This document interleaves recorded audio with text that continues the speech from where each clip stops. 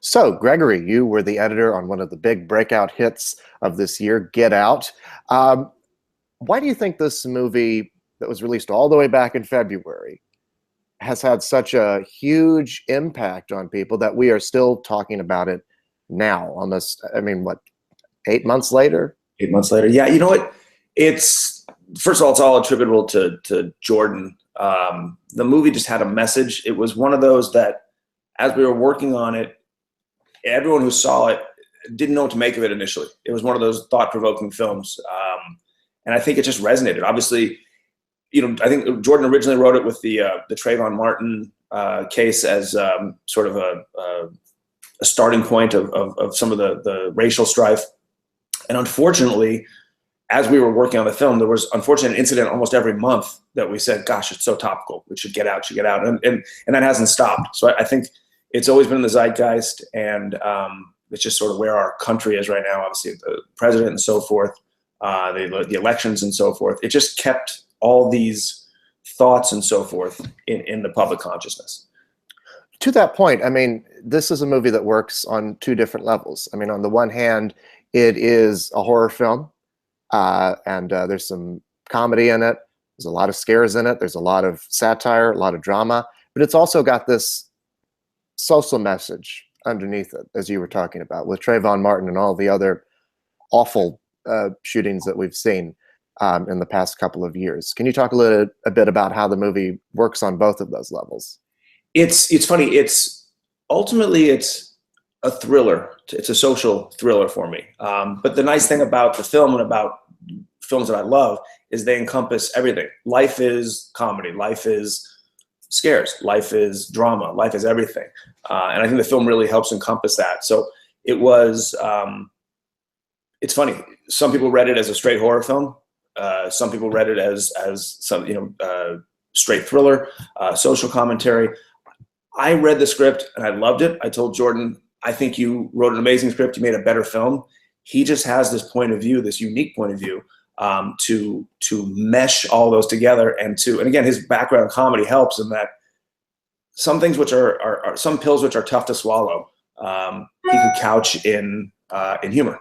He could couch in all these different ways. So it was just an easier way for the message to get down. So editorially, it was extremely difficult to sort of figure out when to unpeel that onion, if you will, and when to introduce certain elements and when to pull back. There was actually a lot more comedy that he shot, but I don't think it would serve the film as well.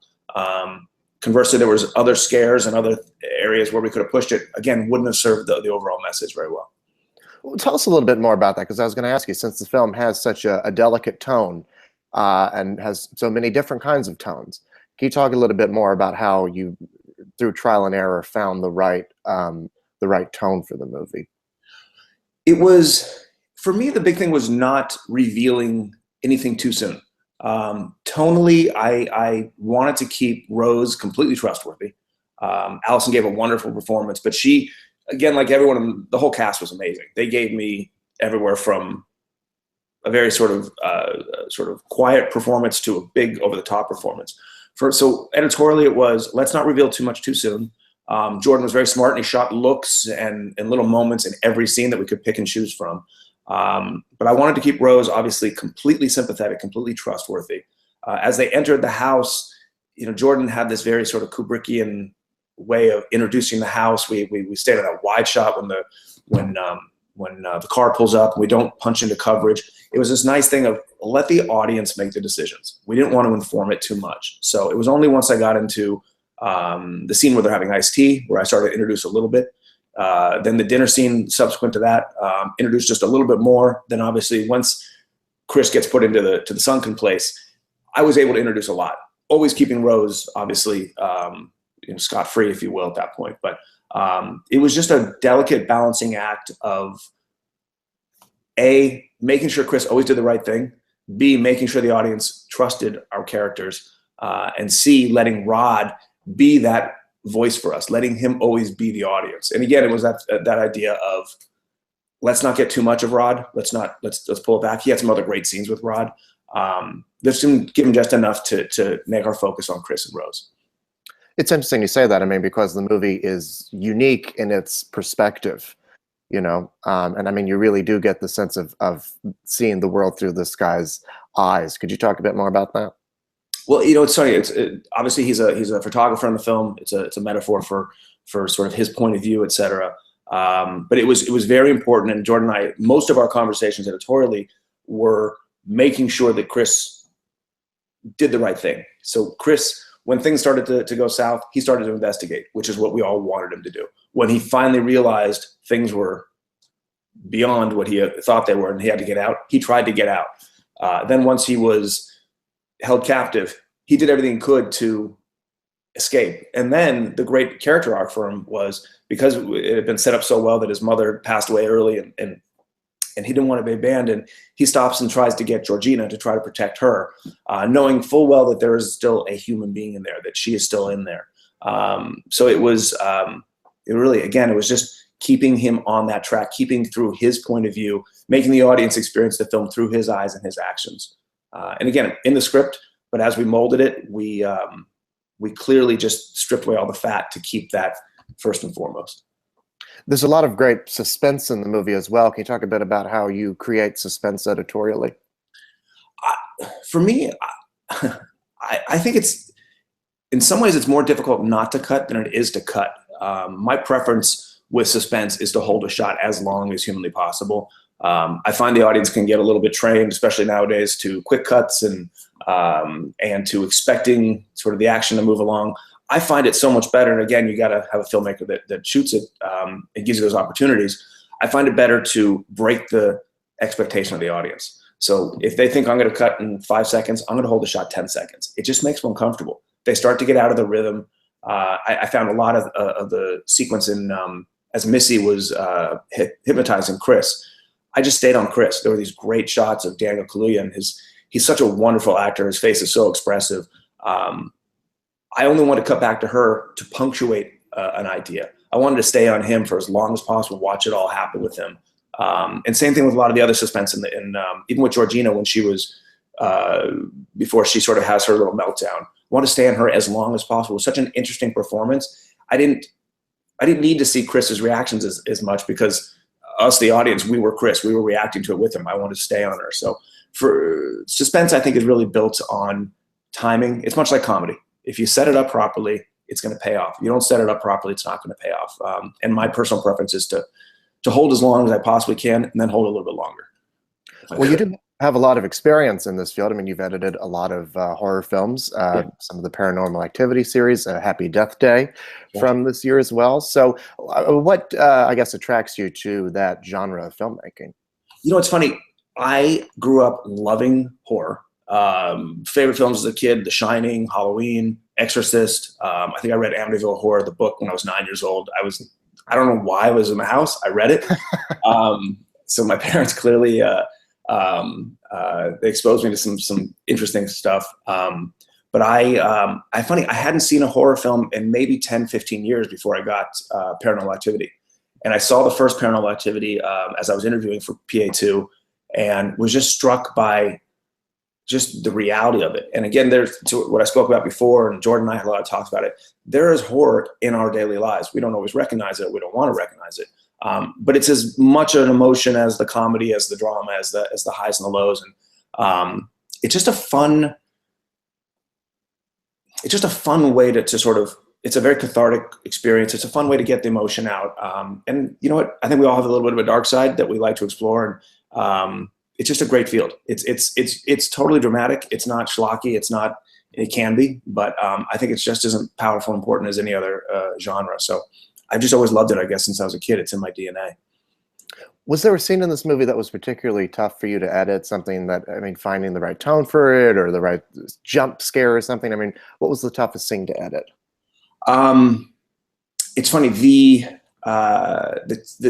three scenes that were the biggest for me were, and I knew it on the page when I read it, were the introduction to the parents when they're sitting outside having iced tea. I read it and realized just how tricky it was going to be to find the tone, to introduce everybody, to find everyone's spot in there. The dinner scene that followed that, again, was a challenge. And then ultimately the hypnosis scene with Missy and Chris was a huge challenge. And it's funny, on the page, it felt challenging. When I got the footage, it was even more so. The scene with the iced tea, just to give an example how Jordan covered himself, I had all these great looks from Dean, from everything from the sympathetic looks to Chris to really nefarious looks, especially after he says, well, it's a nasty habit. He's talking about the cigarettes and so forth. And same thing with Missy. I had everything from sort of diabolically evil to very maternal and so forth. So it was difficult. It was challenging just to sort of find that balance. And also when you have many characters in the scene, you got to make sure everyone is accounted for.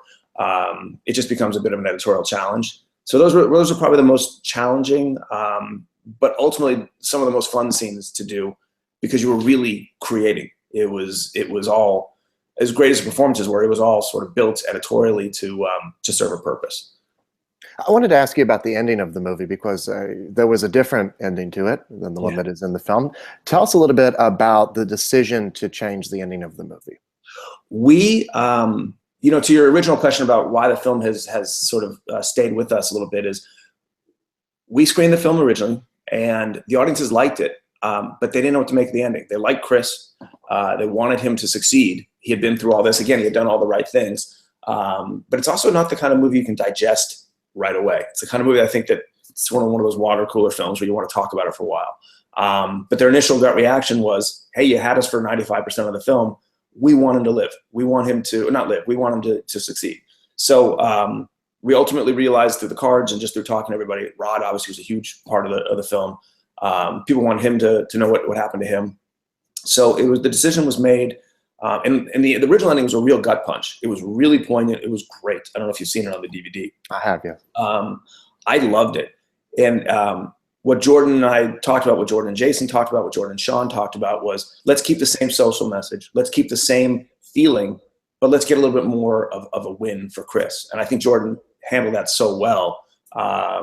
And it was a great moment for Chris doing the right thing. Instead of killing Rose, now he takes his hands off, knowing full well that if everything goes well, she'll get what's due to her because of the evidence and so forth.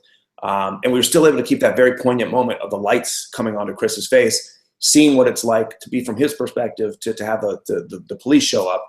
And then obviously we got the great punch of Rod and the humor of it all, but still never sacrificing Chris doing the right thing, the social aspects of it all.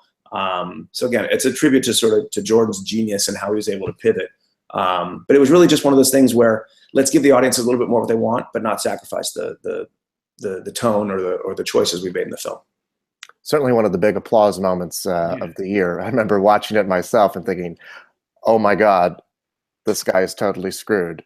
And then as soon as you see the cars, as soon as you see the TSA or the airport, like, it's a huge laugh. And again, that's part of the whole, for horror for me, it's fill up the balloon, create the tension, and then let it out. And then you fill it up and let it out. And that was one of those great moments where the tension had been built so high.